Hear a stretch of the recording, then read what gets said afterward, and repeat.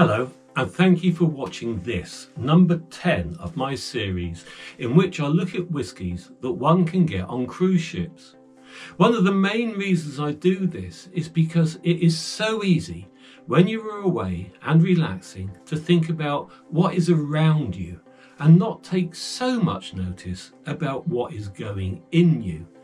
So far, I have looked at some blends and some single malts.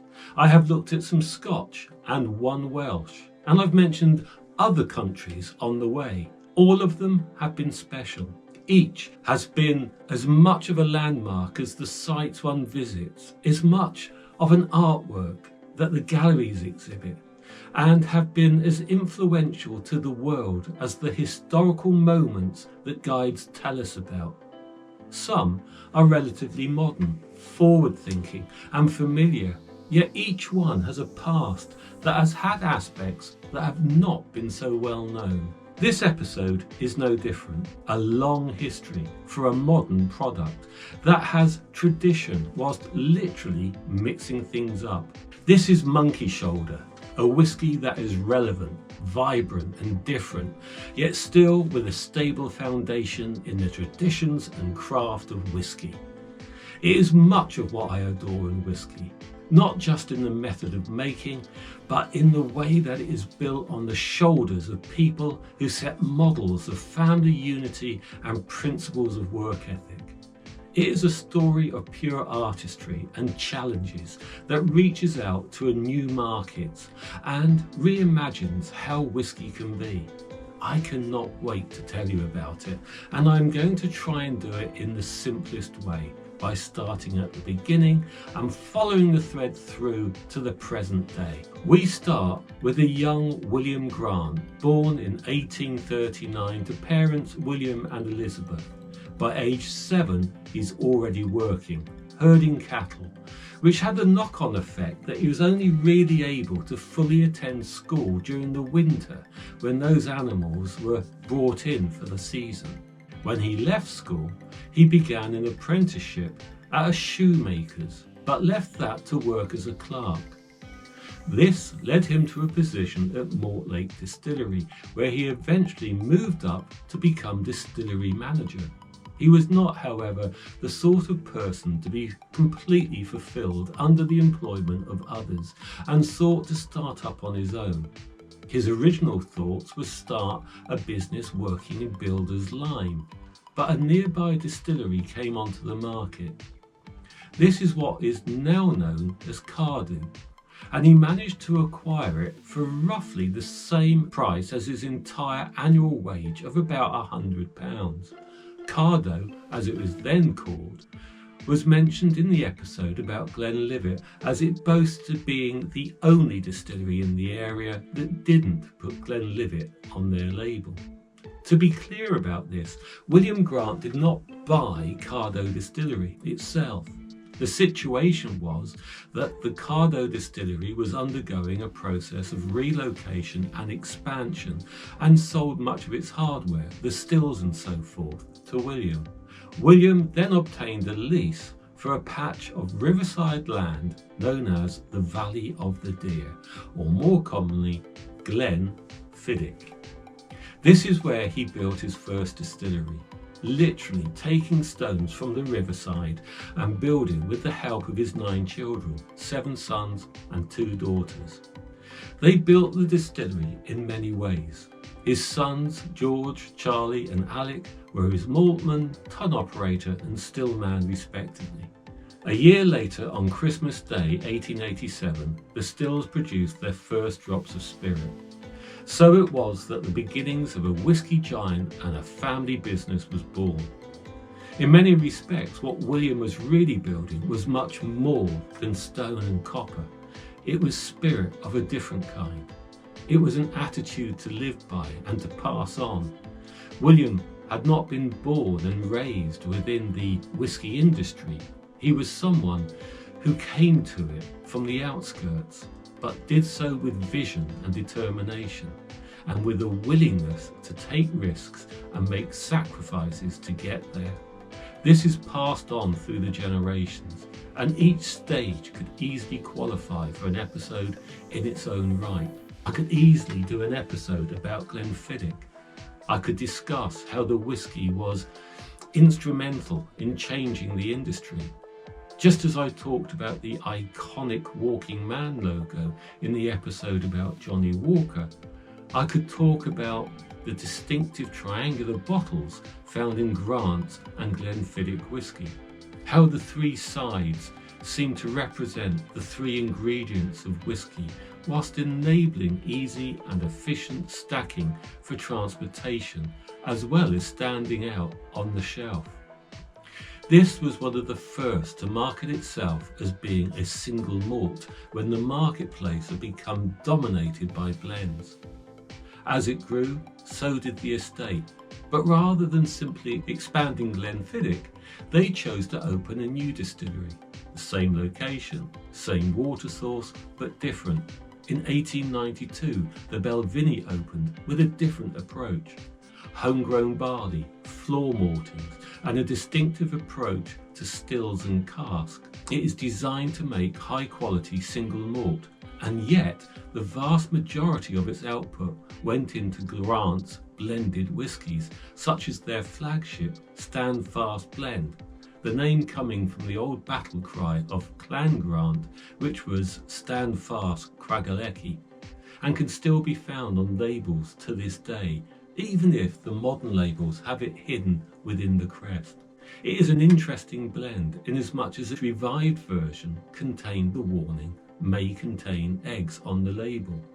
Odd, as the addition of eggs would prevent it from being classified as whisky.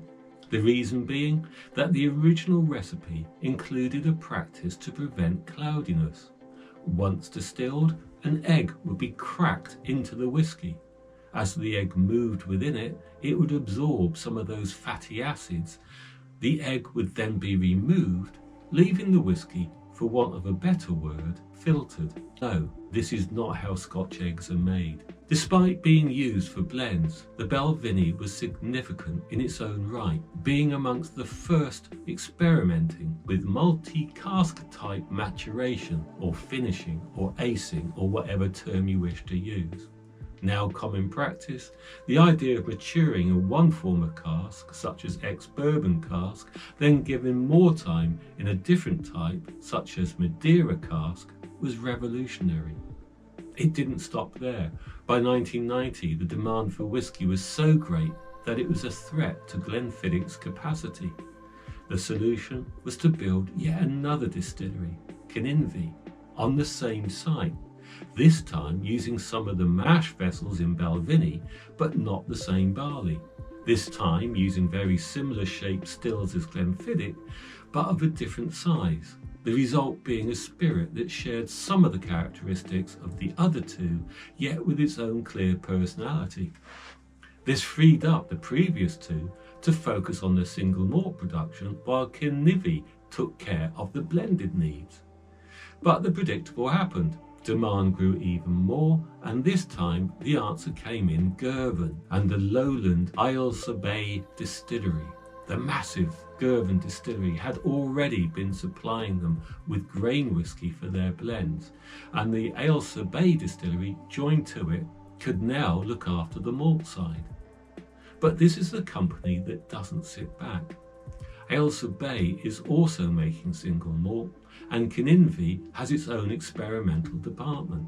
The family-owned nature of the company is still relevant.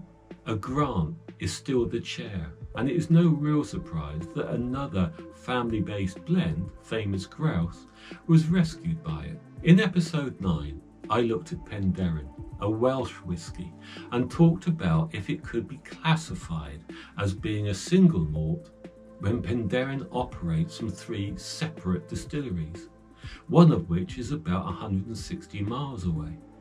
The answer was a strong yes, and I explained why. Here we have the opposite issue. How can they all be classified as being different single malts when they are virtually from the same place? The answer is another strong yes, due to them all operating with different, be them related, stills, and with different mashes and approaches. It would have been easy to have expanded the Glenfiddich broaden its output and called them all Glenfiddich. But that has a dilemma attached to it. On the one hand, they could utilise the reputation and familiarity of the name, but on the other hand, they risk confusing the consumer with a variety of expressions that stray too far from its character. By keeping the three of them as separate entities working together, they are able to explore, experiment and diversify without losing identity. They are able to stand fast. The situation is that there is enough product to meet the needs of the blends, whilst also being able to maintain and develop the single malts alongside of their traditional components. So what happens if all three of these Speyside sisters meet? What would happen if you actually mixed selected malts from Glenfiddich, Balvenie and Kinninvie? And if you did, then what would you do with it? And what were you going to call it? I find it interesting that Grants were there at the front line of establishing the place for single malts amongst the world of blends, whilst also being established in that area as well. As time passed and tastes changed, they saw the need for something else, something that would stand up to the examination of traditional single malt drinkers, but had a leading position for others. There was a need for a whisky that was fun and versatile. This was not a low-quality whisky that was demoted to being unworthy of anything but a throwaway ingredient. It was a whisky that was of high quality and designed specifically to enhance the drinks that it was mixed with. A whisky that was perfect for cocktails, that had style and character, but developed and raised a drink rather than overpowering it or dirtying it. It is a lively, energetic and playful spirit that retains the tradition and standards of its worthy history. 2005 saw the launch of Monkey Shoulder. It changed from the name that it had whilst in the blending room of Batch 27, which is still present on the label, not because it was the 27th attempt, but because it was formed from batches of just 27 casks. The name Monkey Shoulder is intriguing and fun, but comes with history. 3 monkeys, one for each of the component distilleries. It reflects the repetitive strain injury often caused by the stooped over hand turning of malt on the malting floor. It is a condition that led the sufferer to walk with a stoop, with one shoulder longer than the other, like a monkey. This is why it has this name and why the bottles have 3 monkeys on them. In fact, the logo actually goes deeper than that. Made from metal, they are almost a pun on being a brass monkey. In fact, that is what some call a monkey shoulder on ice. The 3 monkeys have stayed strong, but there have been some modifications. The original design was by London-based design agency Lewis Moberly and John Geary, who illustrated it. Now, if that name seems familiar, then look back at Johnny Walker and a version of the Striding Man that was used in the famous Keep Walking campaign. At this point, the monkeys were looking smooth like the taste. A later version by Steve Noble changed this to a design in the style of a woodcut print, which gives another layer in its relationship to whisky, taking the association from malt to cask. But this has recently changed again. In fact, new changes came in as I was writing this narrative. The tails have become longer, more intertwined. The monkeys seem to smile a little bit more, and they have developed a more metallic appearance, more of a copper influence, linking another aspect of the whisky. Monkey Shoulder is a great example of whisky being more than the liquid in the bottle, more than the history and tradition of distilling. It is a great example of other crafts and traditions. Some may see marketing as a simple process of selling, of advertising, but it is much more than this. There is a meaning to the aesthetic that gives more than a brand recognition. It helps give identity. It is like when an artist becomes older and yet continues to push forward with cutting-edge ideas and able to pull upon the acquired wisdom of the ages to work with great expertise, and yet able to play with concepts like a child bursting with questions and creativity. A strange mix of being established enough to earn respect, yet also be self-aware and competent enough to not be very serious and able to joke at oneself.